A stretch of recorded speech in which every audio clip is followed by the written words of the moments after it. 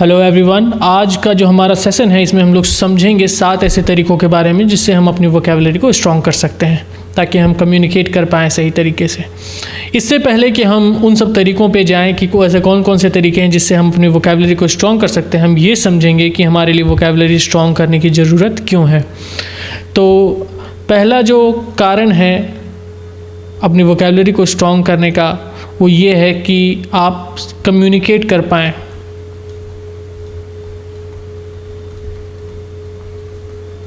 आप चाहते हैं कि अपने इमोशंस को, अपनी फीलिंग्स को इफ़ेक्टिवली कम्युनिकेट कर पाएँ, तो आपको वोकैबुलरी का स्ट्रॉन्ग होना आपके लिए बहुत ज़्यादा ज़रूरी है। दूसरा, टू हैव लार्जर वर्ल्ड।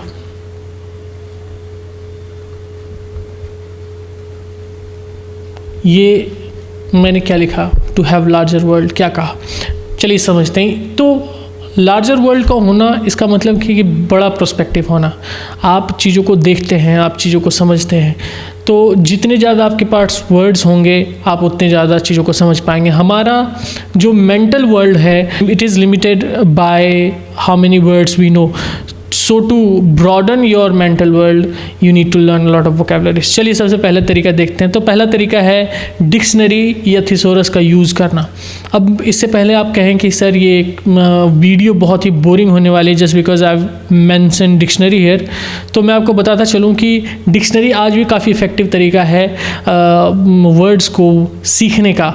और मैं इसलिए कह रहा हूँ कि आज के टाइम पे हमारे पास फ़ोन है, टेक्नोलॉजिकल एडवांसमेंट एक ऐसे लेवल पे पहुँच गया है कि हमारे दिमाग ने सोचना, स्पेलिंग्स को याद करना, वर्ड्स को याद रखना बंद कर दिया है। तो हमारे लिए ज़रूरी है कि हम डिक्शनरी का यूज़ करें। डिक्शनरी को यूज़ करने का जो फ़ायदा है वो to have antonyms, synonyms and other related words को भी याद करने में आपको मदद मिलेगी। तो डिक्शनरी या थिसोरस एक बहुत ही अच्छा तरीका हो सकता है आपके लिए वर्ड्स को सीखने का। दूसरा जो तरीका है अपनी वोकैबुलरी को स्ट्रॉन्ग करने का is to play word games. और ये काफ़ी इंटरटेनिंग एंड फन तरीका हो सकता है आपके लिए अगर आप अपनी वोकैबुलरी को स्ट्रॉन्ग करना चाहते हैं। मेरा favourite word game cross words हैं। ये एक्चुअली उल्टा है डिक्शनरी से। डिक्शनरी में क्या होता है, आपके पास एक वर्ड है और आप उसका मतलब ढूंढते हैं, और वर्ड गेम में आपको मतलब पहले ही बता दिया जाएगा और उसके बाद आपको उसका वर्ड ढूंढना है उसमें। और हमारे लिए सबसे ज़्यादा इम्पॉर्टेंट ये है कि हम वर्ड को याद रख पाएँ, और जो वर्ड गेम है ये आपको हेल्प करेगा रिकॉल या रिमेंबर करने में जो वर्ड्स आपने पहले सीखे हैं।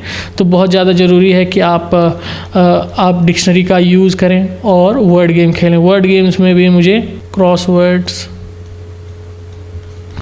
बहुत ही ज़्यादा इफ़ेक्टिव लगता है। तीसरा जो तरीका है अपनी वोकैबुलरी को बिल्ड करने का is to subscribe to word of the day. ये एक बहुत ही अच्छा तरीका हो सकता है आपके लिए वर्ड को सीखने का, वोकैबुलरी को स्ट्रॉन्ग करने का। अब आप कह सकते हैं कि सर हर एक दिन एक वर्ड सीखना ये काफ़ी स्लो गेम हो जाएगा।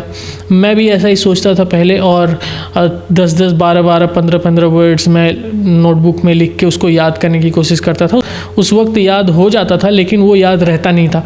तो हमारे लिए ज़रूरी है कि हम जितना डाइजेस्ट कर पाएँ उतना ही सीखें, और एक वर्ड अगर आप हर दिन सीखते हैं तो ये एक्यूमुलेट होकर बहुत ज़्यादा एक दिन हो जाएगा। और ढेर सारे वेबसाइट्स हैं ऐसे जो आपको नोटिफिकेशन भेजते रहेंगे और उससे आप वर्ड सीखते रह सकते हैं। Use websites. चौथा जो तरीका है अपनी वोकैबुलरी को स्ट्रॉन्ग करने का is to use flash cards. अब जो पिक्चर हैं वो बहुत ही हेल्पफुल हो सकता है आपके लिए अपने वर्ड्स को याद रखने के लिए। तो आप इसका इमेजिनेशन और पिक्चर का यूज़ करें to remember the words for longer period of time and learn those words effectively. तो ये बहुत ही ज़्यादा अच्छा तरीका हो सकता है नए वर्ड्स को सीखने का। तो आप फ्लैश कार्ड का यूज़ कर सकते हैं। पांचवा जो तरीका है वो काफ़ी इफ़ेक्टिव तरीका हो सकता है आपके लिए वर्ड सीखने का, वो है पढ़ना, रीड। तो मैं ये जानकर बहुत ही सरप्राइज़ रहता हूँ कि जो लोग इंग्लिश नहीं भी जानते हैं वो हिंदी में कम से कम अपनी किताब को पढ़ सकते हैं to keep their mental health on track. जैसे आपके लिए फ़िज़िकल हेल्थ ज़रूरी है वैसे ही मेंटल हेल्थ का भी ध्यान रखना आपकी ही जिम्मेदारी है। तो आप पढ़ें, चाहे वो हिंदी में हो या इंग्लिश में। और जो लोग वोकेबलरी सीखना चाहते हैं वो बिल्कुल इस चीज़ को कर सकते हैं प्रैक्टिस। पढ़ने से क्या होता है कि आप बहुत सारे ऐसे नए वर्ड्स को इंटरेक्ट करते हैं, and that too in context. कई बार होता है कि हम वर्ड्स को सीख तो जाते हैं लेकिन हम उसका यूज़ जो है आउट ऑफ कॉन्टेक्स्ट करते हैं, so that is not going to work out if you really want to use the correct word in your conversation. छठा जो है वो है टू हैव द कॉन्वर्सेशन। तो कॉन्वर्सेशन जो है एक बहुत ही अच्छा तरीका हो सकता है आपके लिए टेस्ट करना खुद को कि आपने इतना टाइम एफर्ट पुट किया है इस चीज़ को सीखने में, तो आपने कितना सीखा, ये बहुत ज़्यादा ज़रूरी है। तो to have the conversation you will be able to put yourself to test. Subscribe to this channel. I'll be bringing you videos which will help you improve your vocabulary and you will be able to learn a lot of things from this channel. Thank you.